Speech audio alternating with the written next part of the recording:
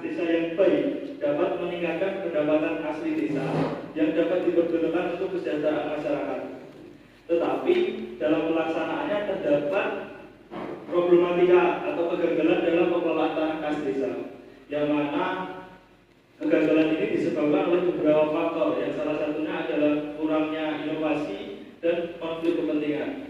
Tetapi dari beberapa desa yang gagal, di sini ada satu desa yang bisa dikatakan berhasil dalam mengelola tanah khas desa, yaitu di Desa Ulut. Dari hasil pengelolaan tanah khas desa tersebut, desa ini berhasil bertransformasi dari desa tertinggal di tahun 2016 menjadi desa mandiri di tahun 2022. Selain itu, data dari Permades Kabupaten Klaten menyebutkan bahwa Desa Ulut ini merupakan desa dengan pendapatan asli desa tertinggi di Kabupaten Klaten.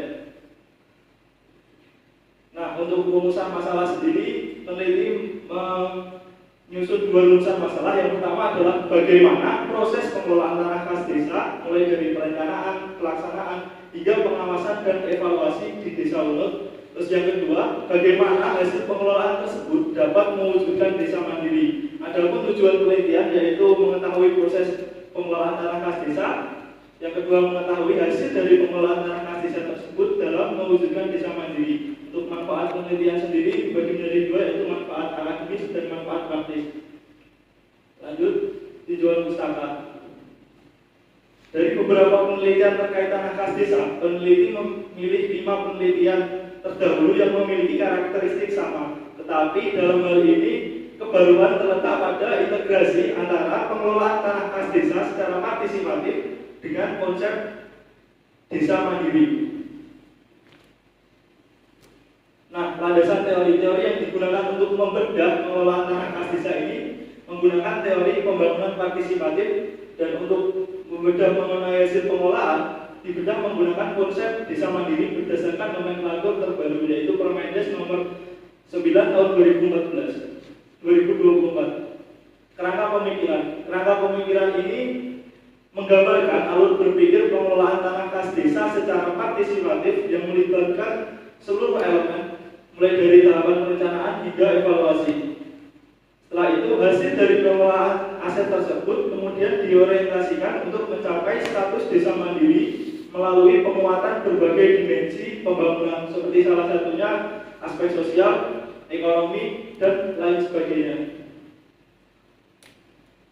Metode penelitian. Penelitian ini menggunakan metode kualitatif dengan pendekatan deskriptif, dan lokasi penelitian terletak di Desa Ulut, Kecamatan Tulung, Kabupaten Klaten. Untuk informan sendiri dibagi menjadi dua, yaitu informan utama dari internal pemerintah Desa Ulut dan informan pendukung dari pihak eksternal, yang dalam hal ini Disformatis Kabupaten Klaten. Untuk jumlah informannya bersifat fleksibel, dan metode pemilihan informan menggunakan metode purposive sampling dan snowball sampling. Nah, ada pun definisi konseptual yang berfungsi untuk memperjelas batasan dan mengetahui istilah dalam penelitian agar semua pihak memiliki pemahaman yang sama sehingga tidak menimbulkan salah tafsir. Nah, yang selanjutnya jenis data dan sumber data. Ada data primer yang merupakan data dari observasi dan wawancara, dan data sekunder melalui studi dokumen. Teknik pengumpulan data.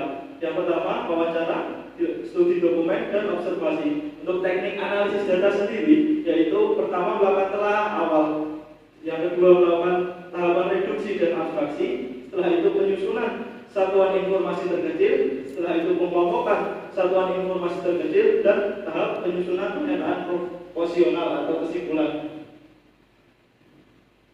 Gambaran umum lokasi penelitian. Desa Ulut ini terletak di paling ujung utara Kabupaten Klaten yang berbatasan langsung dengan Kabupaten Boyolali. Luas desa ini sekitar 134 hektar dan dibagi menjadi 5 padukuan yang dipimpin oleh 2 kepala dukuh. Potensi sumber daya alam. Memiliki potensi mata air utama, yaitu Umbul Gede dan Umbul Pelem, yang menjadi penopang kehidupan masyarakat baik dalam hal pertanian maupun dalam hal rumah tangga. Selain itu, sumber daya manusia di Desa Ulut ini terdapat 2.325 jiwa yang rata-rata tingkat pendidikannya lulusan SMA dan bekerja sebagai petani. Nah, visi Desa Ulut sendiri adalah mewujudkan desa wisata mandiri berbasis masyarakat yang sejahtera, religius, dan berdaya. Nah, sebelum masuk ke pengelolaan tanah kas desa, peneliti memberi gambaran terkait tanah kas desa di Desa Wunut. Desa Wunut sendiri memiliki tanah kas desa sejumlah 70 bidang, yang mana 90 diantaranya berada di dalam kawasan Desa Wunut dan 10% lainnya berada di 5 desa yang tersebar di berbagai kecamatan. Nah, selain itu penggunaan tanah kas desa di sini mayoritas digunakan untuk pertanian dan pola air bawah. Selain itu, penguasaan tanah kas desa di sini dibagi menjadi dua, yaitu penguasaan untuk pendapatan asli desa dan penguasaan untuk gaji pemerintah desa. Setelah itu ada status tanah kas desa, di mana masih terdapat 22 tanah kas desa yang belum dibalik nama dan ada sekitar 2 bidang yang belum bersertifikat. Pengelolaan tanah kas desa. Nah, dalam pengelolaan tanah kas desa ini dibagi menjadi beberapa tahapan, mulai dari perencanaan, pelaksanaan hingga pengawasan dan evaluasi. Yang pertama, tahapan perencanaan dibagi menjadi dua, yaitu perencanaan pembangunan dan perencanaan administrasi, di mana perencanaan pembangunan ini diawali melalui musyawarah. Meskipun diwarnai perbedaan pendapat, proses ini pada akhirnya menghasilkan kesepakatan berupa set plan dan rencana anggaran pembangunan. Selain itu, perencanaan administrasi di sini berfungsi untuk mengetahui atau istilahnya legal dari pemanfaatan ini, apakah diperbolehkan secara hukum dan secara rencana tata ruang. Selanjutnya tahapan pelaksanaan, di mana tahapan pelaksanaan di sini seluruh tahapan dilakukan oleh masyarakat melalui gotong royong, baik pembangunan fisik maupun pelaksanaan operasional yang melibatkan 60 warga sebagai pengurus internal yang dalam hal ini dinaungi oleh BUMDes, dan terdapat 35 UMKM lokal yang berasal dari warga Wunut.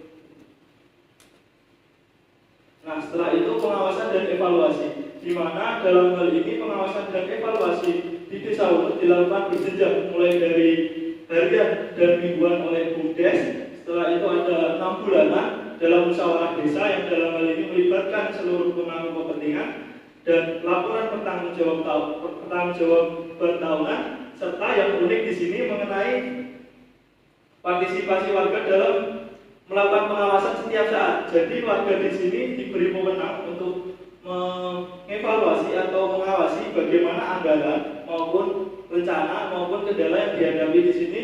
Di pemerintah desa memberi ruang yang sangat terbuka untuk mendapatkan masukan dari masyarakat. Setelah itu, hasil pengelolaan tanah kas desa dalam mewujudkan desa mandiri. Sebelum masuk ke desa mandiri, di sini membahas mengenai hasil pengelolaan, yang mana dari tahun ke tahun hasil dari pengelolaan tanah kas desa ini mengalami peningkatan, dan pada puncaknya di tahun 2025 ini desa ini memperoleh penghasilan bersih melalui hasil pengelolaan tadi sebesar 5.300 juta. Yang digunakan untuk apa? Digunakan untuk salah satunya untuk kegiatan pendidikan, zakat dan sosial, dan yang paling utama di sini digunakan untuk pendapatan asli desa sebesar 55%, yang mana kaitannya dengan desa mandiri apa? Di mana hasil pengelolaan tersebut diimplementasikan kepada indikator-indikator dimensi yang ada di desa mandiri. Salah satunya di sini adalah di layanan dasar, untuk subdimensinya kesehatan dan perlindungan, di mana masyarakat di sini berkat dari pengelolaan tanah kas desa tadi melalui pendapatan asli desa, anggaran tersebut dimanfaatkan untuk pembiayaan BPJS Kesehatan kepada seluruh warganya, serta pemberian tunjangan hari raya kepada seluruh warganya tanpa terkecuali. Nah, berdasarkan hasil perhitungan tersebut, Desa Wunut memperoleh nilai indeks desa sebesar 88,82, yang dalam hal ini masuk dalam klasifikasi desa mandiri. Bab 6, penutup. Kesimpulan, proses pengelolaan tanah kas desa di sini dilakukan secara partisipatif, mulai dari perencanaan, pelaksanaan, hingga pengawasan dan evaluasi. Selain itu, melalui keberhasilan pengelolaan tanah kas desa dan alokasi hasilnya, Desa Wunut bertransformasi dari desa tertinggal menuju desa mandiri. Saran untuk pemerintah desa harus tetap menjaga konsistensi partisipasi